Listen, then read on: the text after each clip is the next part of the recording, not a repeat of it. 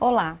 O objetivo desta videoaula é orientar sobre o manejo clínico dos pacientes com síndrome gripal na atenção primária no contexto da pandemia do novo coronavírus. Para isso, utilizaremos a classificação de casos leves e casos graves explicadas na videoaula anterior. Para os casos leves, estão indicadas as medidas não farmacológicas, como repouso, a hidratação oral e uma alimentação adequada. Para controle da febre ou da dor, caso o paciente não apresente nenhuma contraindicação, devemos usar antitérmicos e existe a possibilidade de intercalá-los em caso a febre ou dor sejam de difícil controle. A primeira opção de antitérmico é o paracetamol. Existe a apresentação em gotas 200 mg por ml ou comprimidos de 500 mg. Estes podem ser dados de 4 em 4 horas ou até de 6 em 6 horas, a depender da frequência da febre ou da dor. Para as crianças, podemos administrar 10 a 15 mg por quilo por peso por dose, no máximo 5 doses a cada 24 horas. No caso de adultos, podemos administrar 500 a 1000 mg por dose, lembrando que a dose máxima será de 3 gramas. A segunda opção é a dipirona. Existe a apresentação em gotas e existe a apresentação em comprimidos.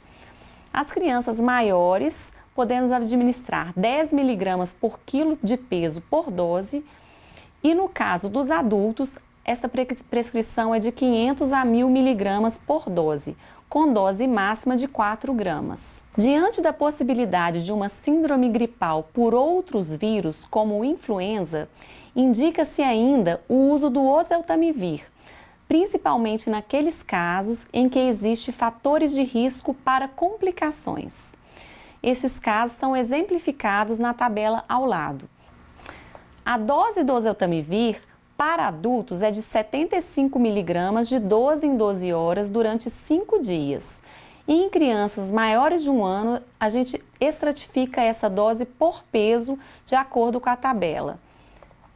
A criança menor de 1 ano de idade, a gente estratifica a dose por idade em meses. Então, de 0 a 8 meses, é 3 mg por quilo de 12 em 12 horas durante 5 dias. E de 9 a 11 meses, faz-se 3,5 mg por quilo de 12 em 12 horas durante 5 dias. A dose do oseltamivir também deve ser corrigida para pacientes com doença renal crônica, de acordo com a tabela, considerando o clearance de creatinina. Lembrando que pacientes em hemodiálise ou diálise peritoneal devem tomar pelo menos 3 doses no total, considerando sempre a dose após a diálise. A recomendação do uso do oseltamivir independe do estado vacinal do paciente. O ideal é que a gente comece o uso dele até 48 horas após o início dos sintomas. E devemos reforçar para o paciente que, mesmo em uso de oseltamivir, se ele tiver sinais de piora dos sintomas ou agravamento, ele deve procurar o atendimento médico.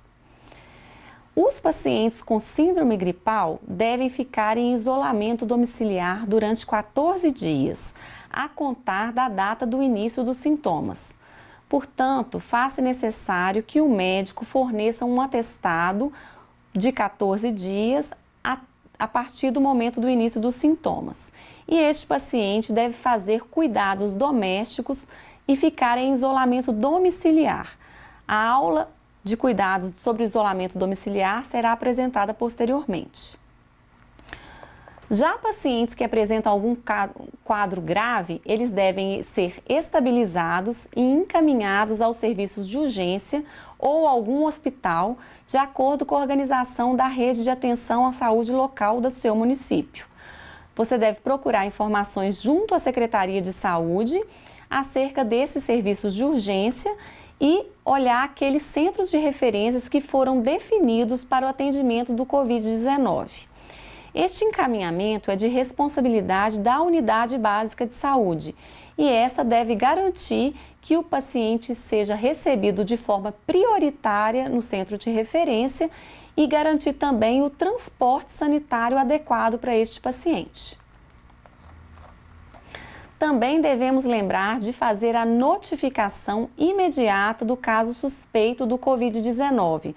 Pode-se usar a plataforma do Form SUS, conforme indicado no link abaixo, e também, além da notificação, todas as informações devem estar contidas no prontuário do paciente, visando possibilitar um segmento longitudinal deste paciente e também realizar uma eventual investigação epidemiológica posteriormente e, quem sabe, ajudar na formulação de políticas e estratégias de saúde. O CID que se coloca para a síndrome gripal inespecífica é o J11 e o CID específico para o Covid-19 é o U07.1. Os pacientes que estão em acompanhamento ambulatorial, eles devem permanecer isolados por 14 dias a contar da data do início dos sintomas. Mas eles devem manter um monitoramento a cada 48 horas pela UBS. Este monitoramento pode ser feito através de contato telefônico ou também presencial. Isso vai ser de acordo com a avaliação clínica da equipe. Todos os membros da casa daquele paciente, eles devem ser considerados como contactantes e também deverão ser acompanhados pela equipe da APS, né? E caso estes membros apresentem algum sintoma, ele deve ser avaliado pela equipe.